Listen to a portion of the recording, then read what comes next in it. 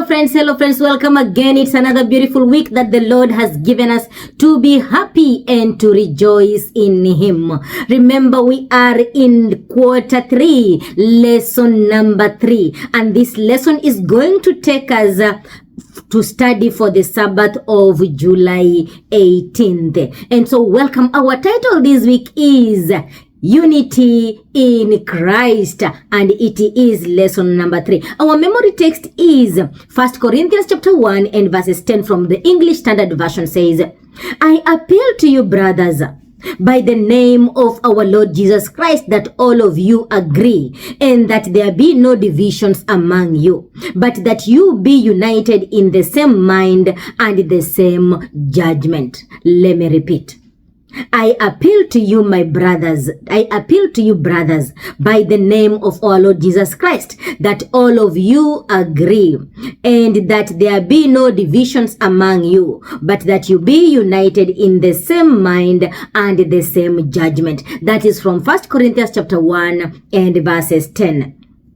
So before we continue, let us pray. Almighty Father in heaven, hallowed be thy name and thy kingdom come. Father, we humble ourselves before thy throne of mercies, Jesus, asking that, Lord, you may forgive us our trespasses, God, because I know we have wronged you in many ways, King of glory. Some we understand and some we don't even understand, God. May you let your Holy Spirit reveal to us, King of glory, so that, Father, we can come to you asking for forgiveness, Jehovah. Thank you, God, because you've been a God who answers our prayers and gives us the desires of our hearts. Lord, this time we surrender ourselves unto you, even as we read from the lessons from the Corinthians, Jesus. May these lessons also help us, Lord, so that we can be able to draw near to you, Jesus. And Lord, how I pray that, Lord, you may answer the prayers of my listeners, and Lord, give them the desires of your hearts, just the way you have promised us in Philippians chapter 4 verse 19. And so let your will be done in Jesus' name. Amen, amen, amen. Thank you.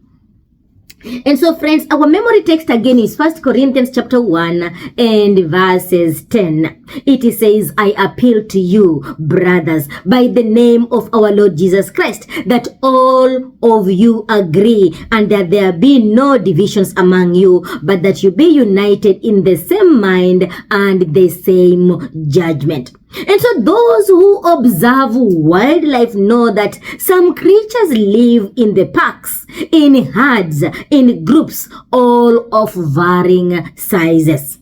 From wolves, of course, to dolphins, to even army ants, these creatures stick together. Chimpanzees are especially known for their tight-knit social bonds, sometimes existing in groups from 15 to 150 fellow chimps.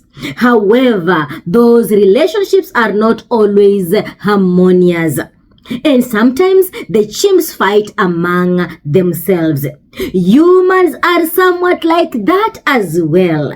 That is, not only do they tend to exist in groups, but they sometimes fight among themselves in those groups. And that's reality even in our churches. Cliques form, often around some kind of charismatic leader.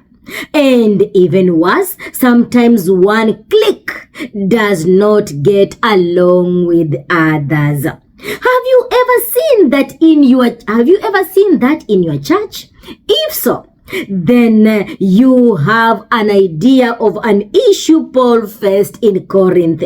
This week, we will take a look at 1 Corinthians chapter 1 to chapter 4, where the Apostle Paul deals with the problem of quarrels in the church and how to overcome them, namely through unity in Christ. And we are going to study this week's lesson as we prepare for the Sabbath of July 18th. And may the Lord bless you. May the Lord keep you. May the Lord protect you. And may the Lord shine His face upon you in the mighty name of Jesus Christ, the name above all the other names. Stay tuned to the Akula channel until we meet on Sunday, July 12th. This is your reader, Cynthia Akula. Stay tuned until Sunday, July 12th. Thank you.